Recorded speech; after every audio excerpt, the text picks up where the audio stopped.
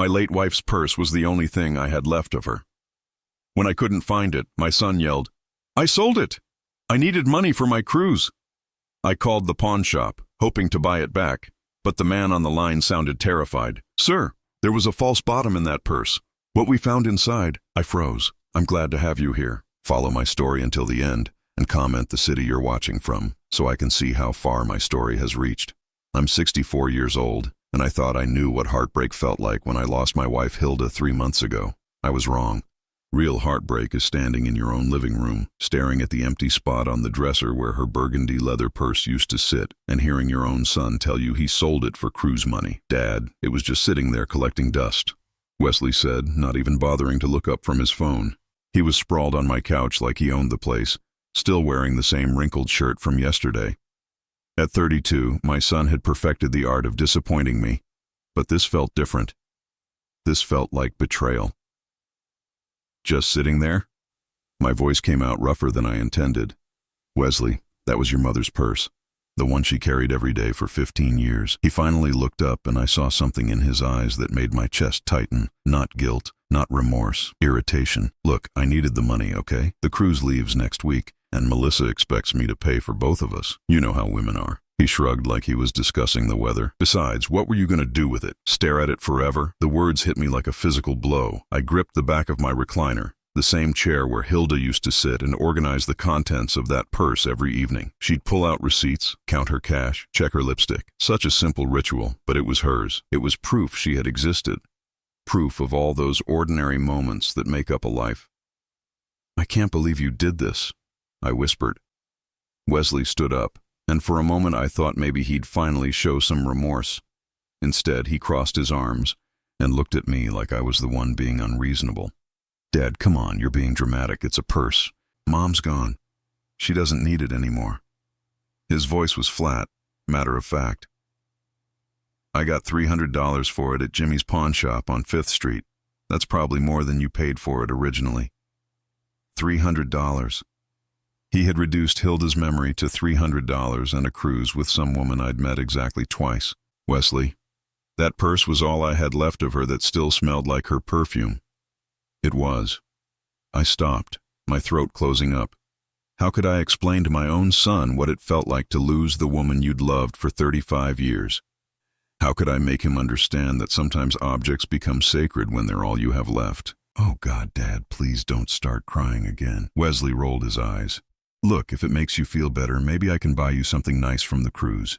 They have good jewelry in the Caribbean." I stared at him, really stared at him, and felt something break inside me that I didn't think could break anymore. This was my son, the boy I'd taught to ride a bike, the teenager I'd stayed up waiting for when he missed curfew, the young man I'd helped through college. Where had I gone wrong? "Get out," I said quietly. "What?" "Get out of my house." My voice was steady now, cold. "Take your things and get out." Wesley's face shifted from irritation to surprise.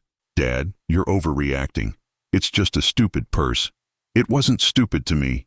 The words exploded out of me. "Nothing about your mother was stupid." And the fact that you can't understand that. The fact that you think it's okay to take the one thing I treasured most and sell it for vacation money tells me everything I need to know about who you really are. For a second, just a second, I thought I saw something flicker across his face. But then he grabbed his jacket from the chair and headed for the door. "Fine, I'm going to Melissa's anyway. Maybe when you calm down, you'll realize I was trying to help. That purse was just making you more depressed." He paused at the door. "And for the record, Dad, Mom would want me to be happy. She'd understand why I needed the money." The door slammed shut, and I was alone with the silence and the empty space where Hilda's purse used to be. I walked over to the dresser and ran my fingers over the spot where it had sat. There was a faint outline in the dust, a perfect rectangle that proved it had been there, that I hadn't imagined it. Hilda always kept it right there next to her jewelry box and the framed photo of our wedding day. I picked up the wedding photo, studying her young face. She'd been 25 then, so full of hope and dreams. What would she think of Wesley now? What would she think of me for raising a son who could be so callous, so cruel? The house felt enormous and empty around me. Every room held memories of Hilda, but now even those felt tainted by Wesley's words. Just sitting there collecting dust. As if love was something that expired, as if grief had a deadline. I made myself a cup of coffee and sat in my recliner, staring at the empty spot on the dresser. Tomorrow I would go to Jimmy's pawn shop. I'd offer $400, $500, whatever it took to get Hilda's purse back. I still had some savings, money we'd put aside for retirement trips we'd never get to take. But tonight I just sat in the growing darkness, wondering how the son I'd raised could look at his grieving father and see nothing but an obstacle to his happiness. Wondering if Hilda would be as disappointed in Wesley as I was.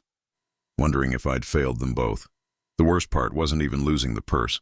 The worst part was realizing that my son, the last family I had left, didn't understand what love looked like, and maybe, just maybe, he never would. I didn't sleep that night. Every time I closed my eyes, I saw Wesley's face when he shrugged and called his mother's purse, just sitting there collecting dust. By 6 in the morning, I was dressed and waiting for Jimmy's pawn shop to open, $500 cash in my pocket and determination in my chest. The pawn shop sat on a rundown stretch of 5th Street, squeezed between a laundromat and a check-cashing place. I'd driven past it 1,000 times, but never imagined I'd be walking through that door, especially not to buy back my dead wife's belongings from my own son. A bell chimed as I pushed open the glass door. The smell hit me immediately, a mixture of old leather, dust, and something chemical I couldn't identify. Glass cases lined the walls, filled with jewelry, watches, and electronic gadgets that other desperate people had traded for quick cash. "Help you with something?" The voice came from behind the counter. The man was maybe 50, with graying hair and tired eyes that had probably seen every kind of human desperation imaginable. "My son sold you a burgundy leather purse yesterday," I said, trying to keep my voice steady. "I'd like to buy it back." His expression changed immediately. He glanced toward the back room, then back at me, and I caught something in his eyes that made my stomach clench. Nervousness, maybe even fear. "You said a burgundy purse? Yesterday?" He was stalling, his fingers drumming against the counter. "What's your son's name?" "Wesley Garrett. He said he got $300 for it." The man, Jimmy, I assumed, swallowed hard and looked at me like I was the bearer of terrible news. "Mr. Garrett, look, we need to talk. Can you step back here for a minute?" He led me behind the counter into a small office that smelled like stale coffee and cigarettes. The purse sat on his desk, and seeing it again made my chest tight with relief and grief all at once. It looked exactly the same, the rich burgundy leather Hilda had loved, the gold clasp she'd polished every few weeks, the worn spot on the handle where her fingers had rested for all those years. "There she is," I said quietly, reaching toward it. "Wait," Jimmy's voice was sharp. "Mr. Garrett, I have to tell you something. When your son brought this in, I thought it was just a regular vintage purse. Nice leather, good craftsmanship, worth maybe $200, $250 tops. I gave him $300 because he seemed desperate, and I felt bad for the kid." I frowned. "Okay, so what's the problem? I'll pay you $400 for it right now." Jimmy ran his hand through his hair and looked at me with something that might have been pity. After he left, my assistant was cleaning it out, checking for anything left inside. Sometimes people forget things in pockets, or there's old gum stuck to the lining. We always check. My heart started beating faster. And, yeah, she found something. A hidden compartment in the bottom. Real clever work, professional level stuff. You wouldn't know it was there unless you were looking for it. He picked up the purse and turned it over, showing me the bottom. "See this seam here? It's actually a false bottom." I stared at the purse, my mind racing. In 35 years of marriage, I'd never known about any hidden compartment. What was inside? Jimmy opened a desk drawer and pulled out a manila envelope. His hands were shaking slightly as he handed it to me. Letters, a whole stack of them. "And Mr. Garrett, I think you need to sit down." The room suddenly felt too small, too hot. I sank into the chair across from his desk, the envelope heavy in my hands. Letters from who? They're love letters. "To your wife." Jimmy's voice was barely above a whisper. "From someone named David Richardson. And sir, they're dated during your marriage. Recent ones too. The newest one is from just 6 months ago." The envelope slipped from my fingers and hit the floor. Letters scattered across the worn carpet. White envelopes with Hilda's name written in handwriting I didn't recognize. My vision blurred at the edges. "That's impossible," I heard myself say. "Hilda wouldn't. We were happy. We were married for 35 years. Jimmy knelt down and carefully gathered the letters, not meeting my eyes. "I'm sorry, Mr. Garrett. I really am. I've been in this business for 20 years, and this is the worst thing I've ever had to tell someone. I watched him stack the letters neatly, my brain refusing to process what he was saying. Hilda had been sick for the last 2 years of her life. Cancer. I'd driven her to every appointment, held her hand through every treatment, slept in hospital chairs when she was too weak to come home. When had she had time for letters? When had she had the energy for whatever this was? How many letters? My voice sounded like it was coming from someone else. 18. Some are pretty old, maybe 15 years or so. Others are recent. Jimmy set the stack on his desk. Mr. Garrett, I don't know if you want to read these. Sometimes ignorance is. I need to see them. He hesitated, then handed me the top letter. It was postmarked 6 months before Hilda died, addressed to her in careful cursive. I opened it with trembling fingers. My dearest Hilda, it began. I know these letters are risky, but I can't stop writing to you. Seeing you at the grocery store yesterday and pretending we were just neighbors nearly killed me. When you smiled at me, I wanted to tell everyone in that store that you're the love of my life, that you have been for 20 years. I know you can't leave Tyson, especially now that he's taking such good care of you, but please know that every day without you is agony. I love you more than life itself. Always yours, David. The letter fell from my hands. I stared at Jimmy, who was watching me with the expression of someone witnessing a car accident. 20 years. I whispered. She was having an affair for 20 years. Mr. Garrett. David Richardson. The name felt foreign in my mouth. I know that name. He lived 2 streets over. His wife died. God, his wife died 8 years ago. My mind was spinning, trying to make sense of something that made no sense at all. Hilda went to the funeral. She cried at the funeral. The room was spinning. Everything I thought I knew about my life, about my marriage, about the woman I'd loved and grieved for, was crumbling around me. Hilda had been living a double life. For 20 years, she'd been in love with another man while I cooked her dinner, held her when she was scared, and believed we were soulmates. Jimmy cleared his throat. There's something else, Mr. Garrett. Some of the letters. They mention your son. I looked up at him, and the expression on his face told me that whatever was coming next would be even worse than what I'd already learned. What about Wesley? Jimmy picked up another letter, this one yellowed with age. This one's from 16 years ago, right around the time your son would have been born. He paused. Mr. Garrett, I think you need to read this one too. My hands were shaking so badly I could barely hold the paper, but I read it. I read every word that would destroy what was left of my world. The letter from 16 years ago was written in the same careful handwriting, but the words were different. Desperate, pleading. My beloved Hilda, it read, I can't stop thinking about what happened between us last month. I know you're scared, and I know this complicates everything, but I need you to know that I'm here for you no matter what you decide. If the baby is mine, I will find a way to be part of his life. I don't care what it costs me. I love you, and I will love this child because he's part of you. But Hilda, please, you have to tell me the truth. Is Wesley my son? The paper slipped from my hands and drifted to the floor. I sat there staring at it, my mind completely blank. Wesley, my son. The boy I'd raised, the man I'd just thrown out of my house for selling his mother's purse, the son who might not be my son at all. Mr. Garrett, Jimmy's voice seemed to come from far away. Are you okay? Should I call someone? I couldn't answer, couldn't breathe. 32 years. 32 years of believing Wesley was my blood, my legacy, my family. 32 years of midnight feedings and first steps and baseball games and parent-teacher conferences. 32 years of loving a child who might belong to another man. There's more, Jimmy said quietly. I'm sorry, but there's more. He handed me another letter, this one from just 2 years ago. My hands were shaking so badly I could barely unfold it.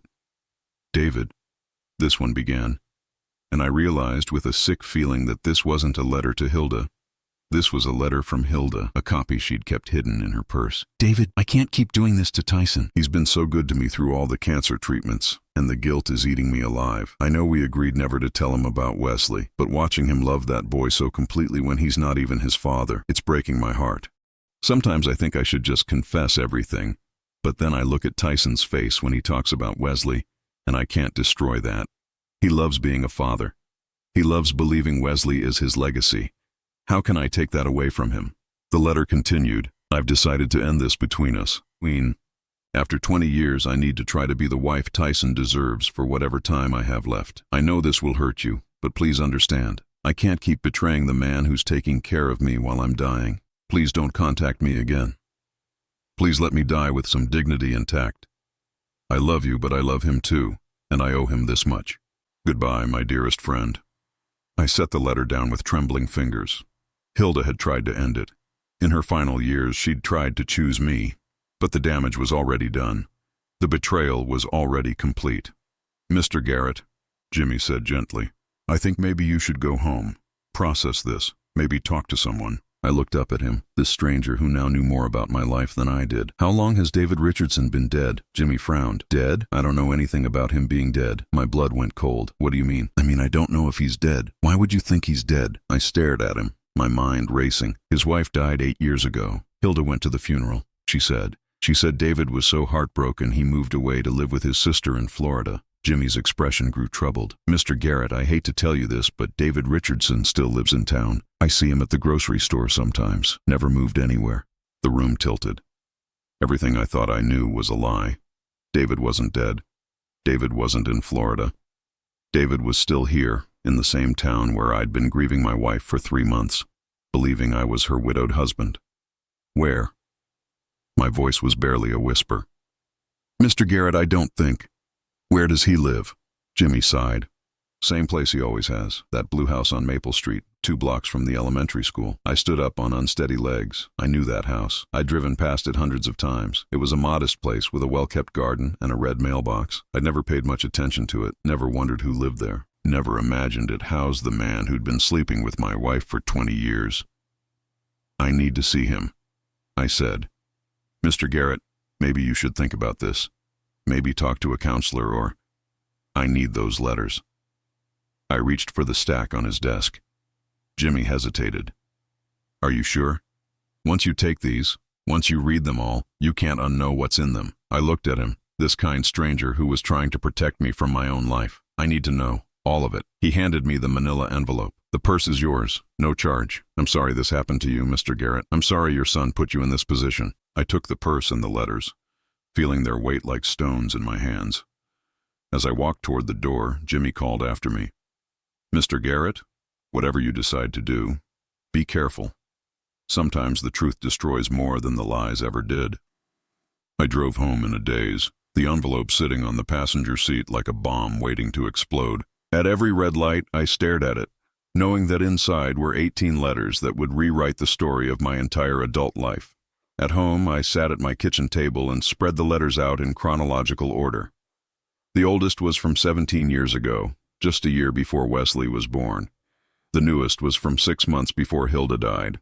Almost 2 decades of secret correspondence between my wife and another man. I read them all. Every single word. They started innocent enough, David expressing sympathy for Hilda during a difficult time, offering friendship when I was working long hours at the construction company.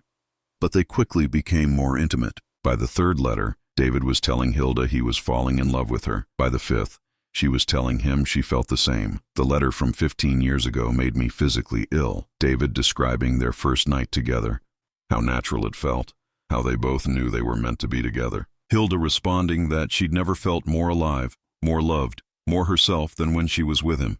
And then, scattered throughout the years, references to Wesley. David asking about our boy. Hilda describing Wesley's first words, his first day of school, his baseball games.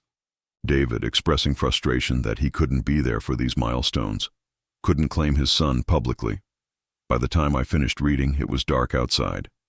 I sat in my empty kitchen, surrounded by the evidence of my wife's double life, and tried to figure out who I was if I wasn't Wesley's father, if I wasn't Hilda's beloved husband, if everything I'd believed about my family was a lie. The phone rang, startling me. Wesley's name appeared on the screen. For the first time in 32 years, I looked at that name and wondered if the boy I'd raised had any right to call me Dad. I let Wesley's call go to voicemail. I couldn't trust myself to speak to him yet, not when every word he'd ever called me Dad now felt like a question mark hanging in the air between us. Instead, I sat in my kitchen until dawn, studying the letters like they were evidence in a crime. which I suppose they were.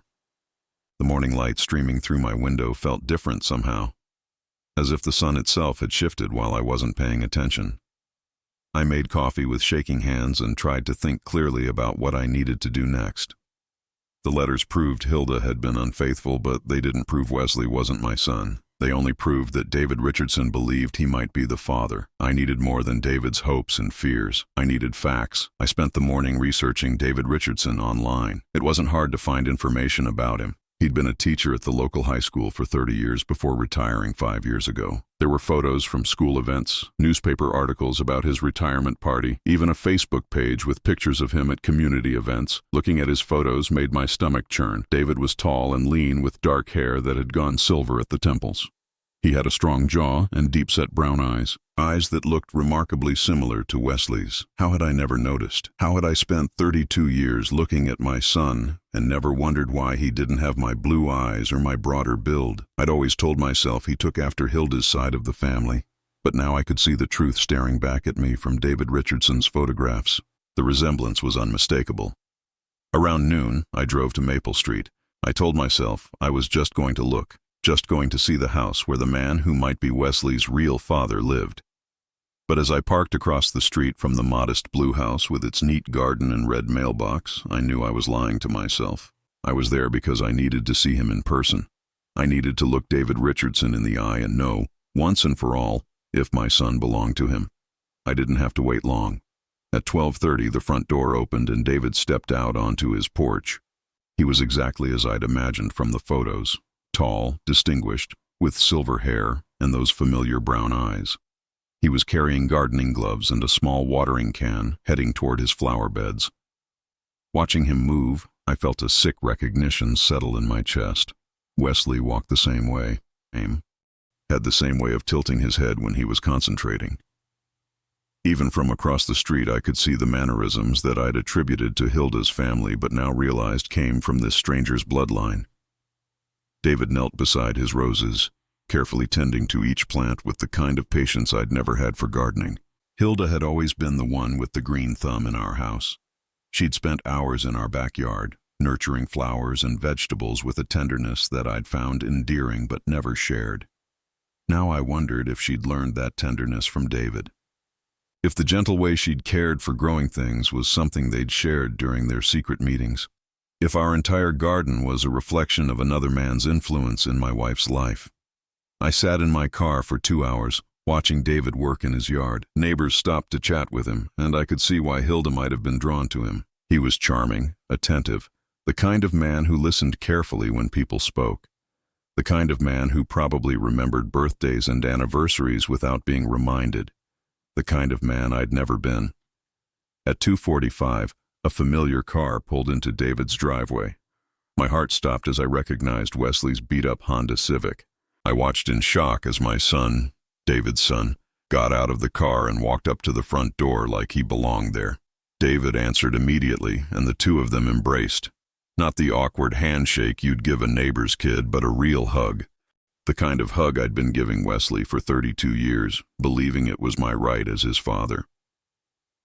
They disappeared into the house together, and I sat in my car feeling like my chest was being crushed. Wesley knew. Of course he knew.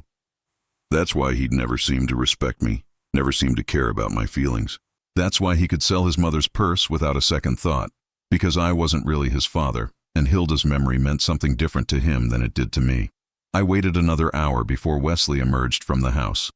He and David stood on the porch talking, and I could see David hand Wesley something, an envelope that Wesley tucked into his jacket pocket. Money, probably. The real father helping his son pay for his cruise while the fake father sat across the street like a fool.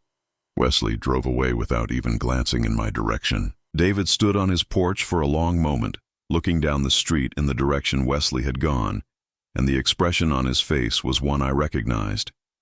It was the same look I'd had watching Wesley drive away after school plays, after graduation, after every milestone I'd thought we were sharing as father and son. It was the look of a man watching his child leave. That evening, I called my old friend Marcus from the construction company. Marcus had retired the same year I did, and we'd stayed in touch over beer and fishing trips. If anyone would know how to handle this situation, it would be Marcus.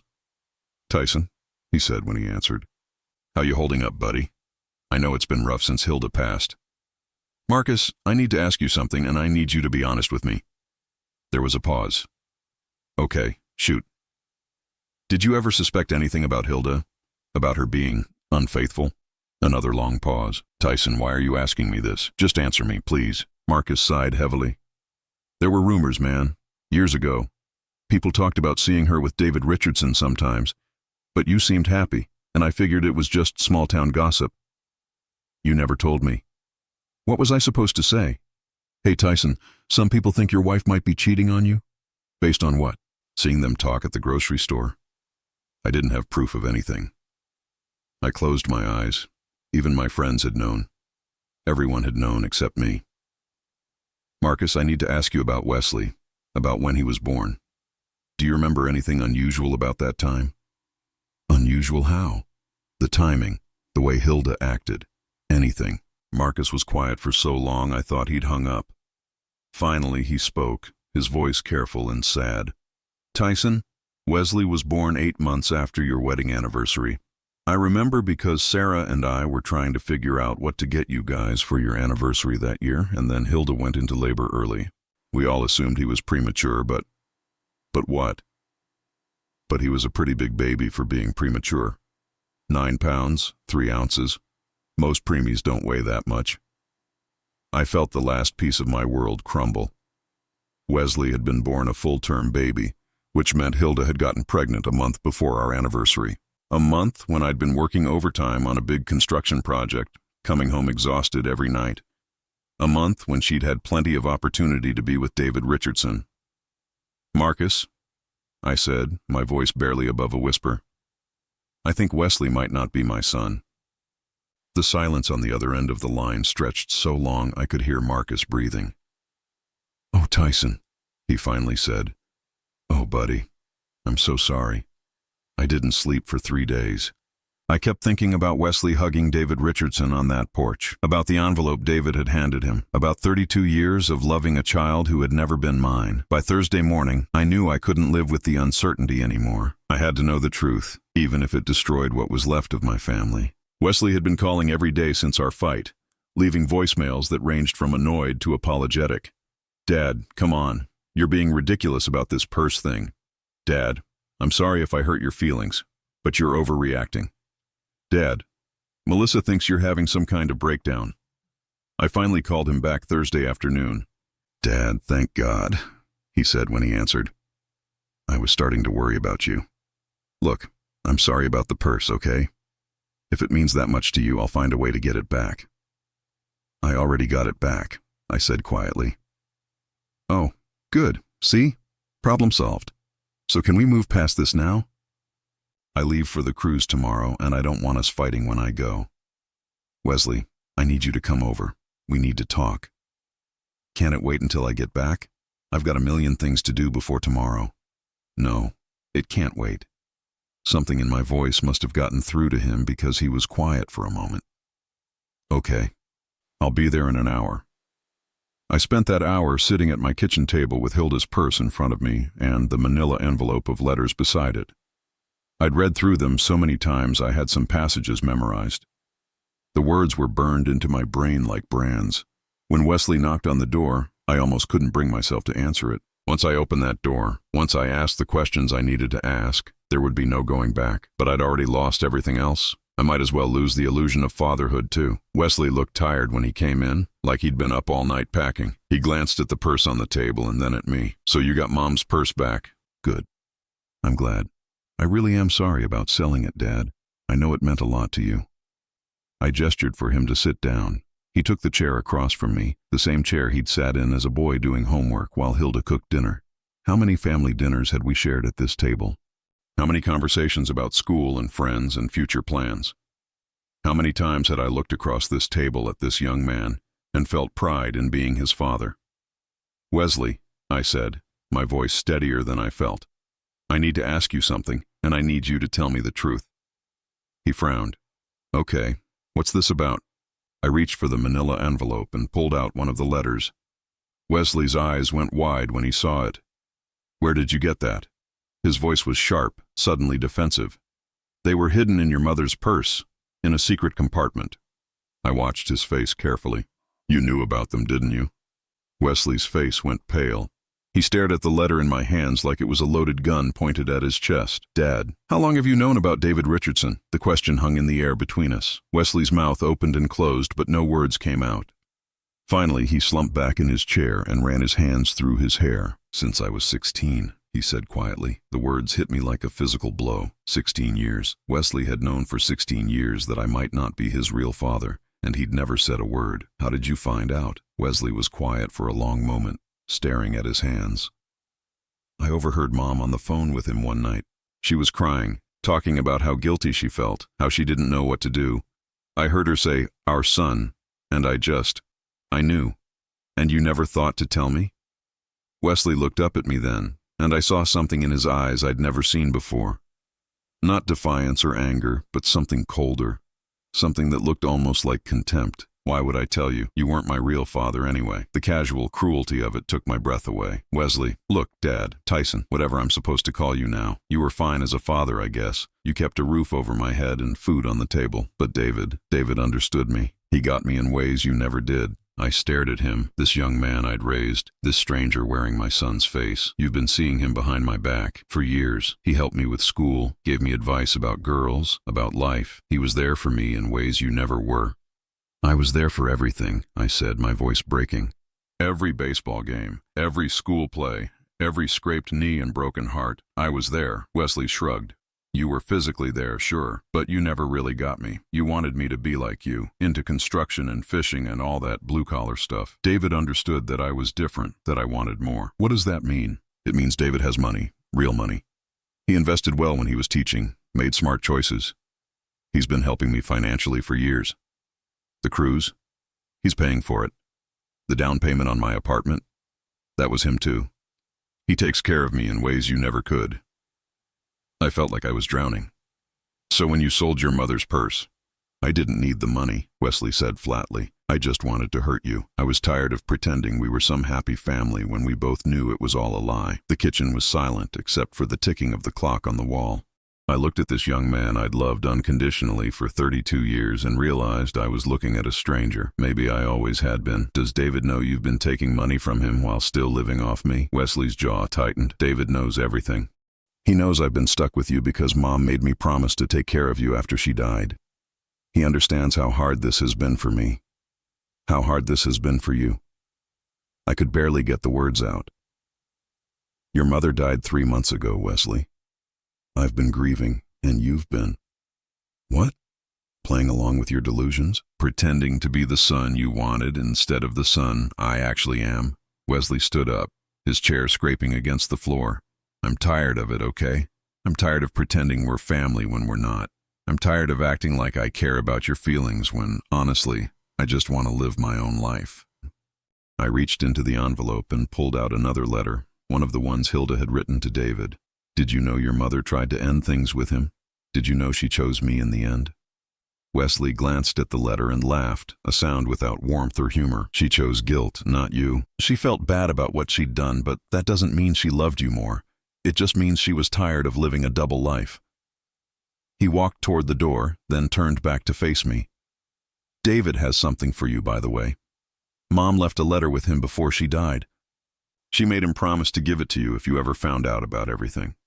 I guess she knew this day would come eventually. What kind of letter? The kind that tells the truth, all of it. Wesley's hand was on the doorknob. If you want it, you know where to find David. But honestly, maybe some truths are better left buried. He paused in the doorway. Oh, and Tyson? Thanks for raising me. You did a decent job, all things considered. But I'm done pretending you're my father. I'm done pretending any of this matters to me. The door closed behind him, and I was alone with the truth. Wesley wasn't just biologically someone else's son. He'd chosen to be someone else's son. For 16 years, he'd been living a double life just like his mother, taking from me while giving his loyalty to another man. I sat at my kitchen table until the sun went down, holding Hilda's letters and trying to understand how I'd been so blind for so long. How I'd missed all the signs, all the clues, all the ways my family had been lying to me, but there was still one more truth waiting for me, one more letter that might explain everything or destroy what little was left of my world. Tomorrow I would go see David Richardson. Tomorrow I would finally learn what my wife had wanted me to know before she died. I knocked on David Richardson's door at 9 in the morning, before I could lose my nerve. The blue house looked different up close, smaller somehow, more ordinary than it had seemed from across the street. Just a regular house where an ordinary man had lived while loving my wife and raising my son in secret. David answered the door immediately, as if he'd been waiting for me. He looked older than he had in his yard, more fragile, with lines around his brown eyes that spoke of years of carrying secrets. "Tyson," he said quietly, "I've been expecting you." He led me into a living room that was neat and comfortable, filled with books and plants and photographs. I tried not to look too closely at the pictures, afraid of what I might see, but I caught glimpses of Wesley at various ages, photos that should have been in my house instead of here. "Would you like some coffee?" David asked. I shook my head. "Wesley said you have a letter from Hilda." David nodded and walked to a desk in the corner of the room. He pulled out a sealed envelope, yellowed with age, and held it for a moment before handing it to me. "She gave this to me 2 weeks before she died," he said. "She made me promise to give it to you only if you found out about us on your own. She said if you never found out, I should take it to my grave." I stared at the envelope. My name was written on it in Hilda's familiar handwriting, but underneath my name, she'd written something else. The truth, finally. My hands were shaking as I opened it. The letter was several pages long, written in the careful script Hilda had always used for important things. "My dearest Tyson," it began, "if you're reading this, then you've discovered my secret, and I can only imagine how much I've hurt you. There are no words to express how sorry I am for the pain I've caused you, but I need you to understand the whole truth before you judge me completely." I had to stop reading and look up at David, who was sitting across from me with his hands folded in his lap, waiting patiently for me to continue. "She told you what's in this letter?" I asked. "Every word," he said. "She wrote it here, at this table, while I held her hand. She was so sick by then, but she insisted on getting it all down." I looked back at the letter. "I met David 3 years into our marriage, when you were working such long hours trying to establish the construction business. I was lonely, Tyson. I know that's not an excuse, but it's the truth. David was kind to me when I needed kindness, and what started as friendship became something more." The letter went on to describe their relationship, how it had grown over years of stolen moments and secret meetings. But then, several paragraphs in, Hilda had written something that made me stop breathing. "I need you to know that Wesley is your son, Tyson. He is absolutely, completely, 100% your biological child. The timing of my relationship with David makes this impossible to doubt. I know there may be letters that suggest otherwise. David wanted so desperately to be a father, and I let him believe what he needed to believe. But you are Wesley's father in every way that matters, biological and otherwise." I read the paragraph 3 times before the words sank in. Wesley was my son, my biological son. Everything I'd believed, everything I'd feared, everything that had been tearing me apart for the past week. It was all based on David's wishful thinking and Hilda's guilt. "She lied to you," I said to David, my voice barely above a whisper. David nodded, tears in his eyes. "I know. I've always known, deep down. The timing never quite worked out the way I wanted it to. But I loved them both so much that I convinced myself it was possible. Hilda let me pretend because she felt guilty about our relationship, and I think she thought it would be easier for me if I believed Wesley was mine." I continued reading.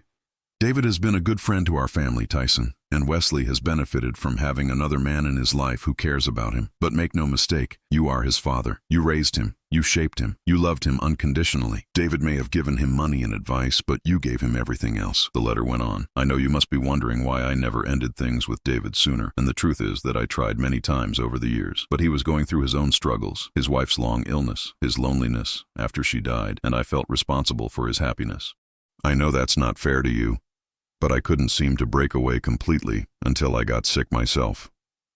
Near the end of the letter, Hilda had written, I am dying, Tyson, and I need you to know that despite everything I've done wrong, you have been the love of my life. David was my escape, my secret garden, but you have been my home. You have been my safe harbor, my constant, my truest friend. I know I don't deserve your forgiveness, but I hope someday you can understand that loving him never meant I loved you less. The final paragraph broke my heart. Wesley doesn't know the truth about his paternity. He suspects David might be his father, and I've never corrected that assumption because I thought it might be easier for him to have David as a backup plan in case something happened to you. But Tyson, he is yours. He is your legacy, your blood, your son. Don't let my mistakes take that away from you. Don't let my selfishness destroy the relationship you've built with the boy who needs you more than he knows. I set the letter down and looked at David, who was crying quietly into his hands. She loved you both, I said, and I was surprised to find that I meant it. But she chose me in the end. David nodded. She did, and she was right too. You were the better man, Tyson. You were always the better man. But Wesley believes you're his father. I know, and I've let him believe it because I wanted it to be true so badly. I've been giving him money, treating him like my son, because it was the closest I could come to having the family I always wanted. I thought about Wesley's coldness toward me, his casual cruelty, his assumption that I meant nothing to him. He's been taking money from both of us. Yes, and I'm ashamed to say I encouraged it. I wanted him to need me more than he needed you. David wiped his eyes. I've been a selfish old fool, Tyson. I've been living a fantasy and letting it hurt your relationship with your son. I stood up, suddenly feeling lighter than I had in weeks. Wesley was my son. Whatever else was true, whatever else had been lies and secrets and betrayals, that fundamental fact remained unchanged. I was his father, and nothing could take that away from me. What happens now? David asked. I looked at him, this broken man who had loved my wife and stolen my son's loyalty through deception and money. I should have felt anger, should have wanted revenge. Instead, I felt something closer to pity. Now you tell Wesley the truth, I said. You tell him his mother's final letter explains everything and that he's been wrong about his paternity. You tell him that if he wants a relationship with his real father, he's going to have to stop taking money from the man who isn't. David nodded. And if he doesn't want a relationship with you? I thought about that for a moment. Wesley had shown me who he really was over the past week. He was selfish, cruel, willing to hurt people for money and status. Maybe that was partly my fault as a parent, or maybe that was just who he'd chosen to become. Then I'll know I did my best, I said, and I'll move on with my life. I walked toward the door, then turned back. David, stop giving him money. Stop letting him believe you're his father. Stop encouraging him to disrespect me. If you really care about Wesley, help him become a better man instead of enabling him to be a worse one. David nodded. I will. I promise. 3 months later, I was sitting on a beach in Florida, watching the sunset and sipping a beer. I'd sold the house, too many memories, too many ghosts, and bought a small condo near the ocean. I'd always wanted to live by the water, but Hilda had preferred the mountains. Now I could choose for myself. Wesley had called once after David told him the truth. He'd been angry, confused, hurt by the revelation that his real father was the man he'd been treating so poorly. He'd asked if we could start over. Build a real relationship based on honesty instead of lies. I'd thought about it for a long time before answering. Maybe someday, I'd told him. But first, you need to figure out who you want to be. The kind of man who sells his mother's memory for cruise money, or the kind of man who honors the people who love him. He hadn't called since then, and that was okay. I'd done my job as his father. I'd raised him, provided for him, loved him unconditionally for 32 years. If he chose to throw that away for money and status, that was his decision to live with. I'd learned something important in the aftermath of discovering Hilda's secret life. Love doesn't require perfection, and forgiveness doesn't require forgetting. Hilda had betrayed me, but she'd also loved me. Wesley had disappointed me, but he was still my son. David had deceived me, but he'd also suffered his own losses and loneliness. The truth had set me free, but not in the way I'd expected. It hadn't destroyed my family. It had revealed that my family had been an illusion for years, and that revelation, painful as it was, had given me permission to build something real for myself. I raised my beer to the setting sun and made a toast to Hilda, to the woman I'd loved and the woman I'd never really known. Then I made a toast to myself, to the man I'd been and the man I was becoming. For the first time in my 64 years, I was living for myself alone, and it felt like freedom.